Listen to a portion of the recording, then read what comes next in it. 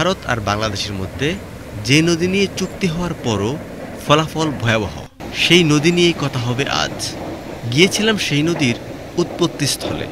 গত ফেব্রুয়ারিতে ঘুরে এসেছি তিস্তার তীর ঘেঁষে পথ ধরে উজানে। ভারতের সিকিমের হিমালয়ের ৭,২০০ মিটার উচ্চতায় চিতামু হ্রদ থেকে এই নদীটির সৃষ্টি।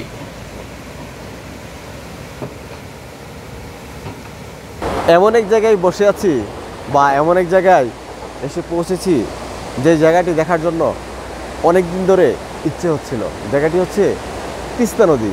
আমি ঠিক তিস্তা নদীর ওপরে রয়েছে। এই নদী নিয়ে আমাদের দেশে অনেক আলোচনা হয়, সমালোচনা হয়, অনেক কথা হয়। আমি সেই নদীর উপরই আছি।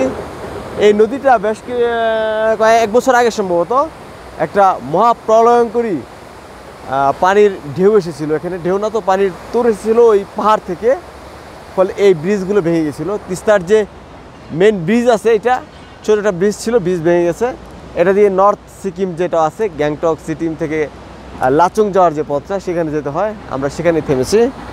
এটা পানির যে কলকল শব্দ, সেই শব্দে এখানে মন মোহিত হয়ে যাচ্ছে।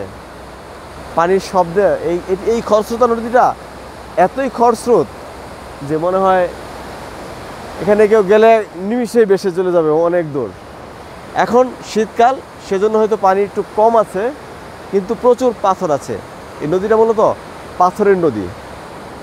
আর এই পাহাড়গুলো তো সব পাথরের পাহাড়ের পাথরগুলো পাহাড়ের ফাঁক দিয়ে ধীরে ধীরে এই নদীটা চলে গেছে, বয়ে গেছে বলা যায়।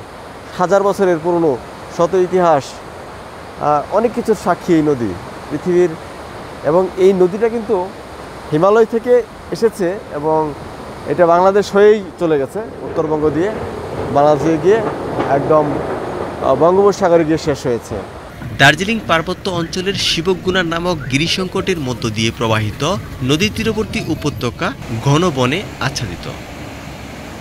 সিকিমের পার্বত্য এলাকা থেকে দার্জিলিং জেলা হয়ে নদীটি সমভূমি অঞ্চলে পশ্চিমবঙ্গের জলপাইগুড়িতে প্রবেশ করেছে। তারপর সীমান্ত পেরিয়ে বহু বাধাবিঘ্ন অতিক্রম করে নীলফামারী জেলার কালীগঞ্জ দিয়ে বাংলাদেশে প্রবেশ করেছে। এই তো গেল তিস্তার গতিপথ ও অবস্থান। নদীটি পাহাড়ি হওয়ায় এর স্রোত বেশ তীক্ষ্ণ ও তীব্র। চলার পথে এটি সব বাধা দ্রুত এড়িয়ে যায়, ফলে বাদ দিয়ে বিদ্যুৎ উৎপাদনের জন্য এটি সেরা নদী। সিকিমের পথে অনেক জায়গাতেই চোখে পড়েছে নদীটিকে শাসন করার দৃশ্য। সবচেয়ে অবাক হয়েছি গত বছরে নদীটির তাণ্ডব চিত্র দেখে। সব বাধা ভেঙে নদীটি চারদিকে ধ্বংসযজ্ঞ চালিয়েছে। প্রকৃতির প্রতিশোধ বলে একে। তিস্তার যে ব্রিজটা ভেঙে গিয়েছিল, সেই ব্রিজের দিকে যাচ্ছি। ব্রিজটা যদি আমার পেছনে, ঘুরে ঘুরে আমরা একটু দেখার চেষ্টা করছি যে এই ব্রিজটা আসলে কেমন ছিল, সে অভিজ্ঞতা নিতে চাচ্ছি। এই অংশটাতে নদীটা একটু সরু বলা যায়, মানে ঠিক এই অংশটা। এর আগে নদীটা অনেক প্রশস্ত, আর এখানে একদম সরু হওয়ার কারণে এখানে পানির অনেক চাপ হয়েছিল, এরকমই মনে হচ্ছে।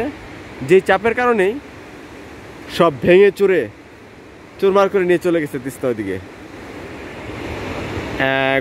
গত বর্ষায় এগুলো সব ভেঙে ফেলেছে। নদীর যে পানির স্রোত, সেই স্রোতে সব তছনছ হয়ে গেছে। অনেক লোকের প্রাণহানি হয়েছিল এবং তিস্তায় এই ভাঙার ফলে অনেক লোকের প্রাণহানি হয়েছিল। সেই বিস্তারিত বলবো আপনাদেরকে। নদীর উৎস এবং তার গতিপথ পরিবর্তন, নদীর উপর বাদী কাল হয়েছে এখানে। বাংলাদেশের মানুষের অধিকার আছে এই নদীর উপর। চুক্তি অনুযায়ী পানি পাওয়ার কথা, সেই চুক্তির বাস্তবায়ন হয়নি এখনো। 1983 সালের চুক্তিতে 36% বাংলাদেশ, 39% ভারত আর বাকি 25% জল নদীতে সংরক্ষণের চুক্তিটি কেউ বাস্তবায়ন করেনি। বহুকাল পরে সম্প্রতি 2007 সালে বাংলাদেশ 80% জল দুদেশের মধ্যে সমান বন্টন এবং 20% নদীর জন্য সংরক্ষণ রাখার প্রস্তাব দেয়। ভারত এই প্রস্তাবে অসম্মতি প্রকাশ করে জলপাইগুড়ির গজলডোবা বাঁধ নির্মাণ করে, ফলে বাংলাদেশ অংশে মরুভূমি হয়ে যাচ্ছে।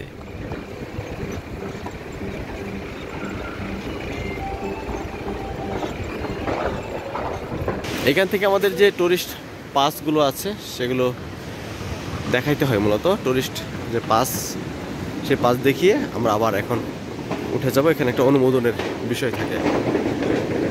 আমাদের গাড়ি ক্রুজার এবার গাড়িটা বেশ ভালো হয়েছে 6 জনের জন্য না 8 জনের জন্য গাড়িটা 10 সিটের গাড়ি বলা হয় একে 8 জনের জন্য চমৎকার গাড়ি খুব আরামে আমরা যাচ্ছি এবার বলা যায়